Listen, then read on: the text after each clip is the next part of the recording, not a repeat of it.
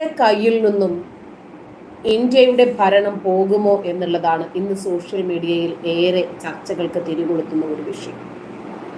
ഇപ്പോ PC George തുടക്കം മുതൽ ഇതുവരെ എന്നതുപോലെ പലപ്പോഴും നമ്മളോട് പല വിഷയങ്ങളും തൊള്ള പൊട്ടുമാർ ഉച്ചത്തിൽ വിളിച്ചു പറഞ്ഞെങ്കിലും അധികം ആളുകൾ അതിനെ മൈൻഡ് ചെയ്തില്ല.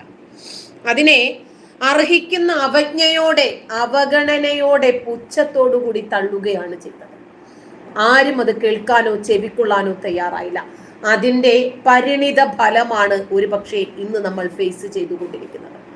ഇപ്പോ കേരളത്തിലെ സ്ഥാനാർത്ഥികളെ പ്രഖ്യാപിച്ചതിന് ശേഷമുള്ള പ്രധാനമന്ത്രിയുടെ പ്രചരണം ഒരു അർത്ഥവത്തായ രൂപത്തിൽ കുറിക്കു കൊള്ളുന്നതായിരുന്നില്ല എന്നാണ് ഇപ്പോൾ മുന്നോട്ട് വരുന്ന വിമർശനം. കഴിഞ്ഞ തവണ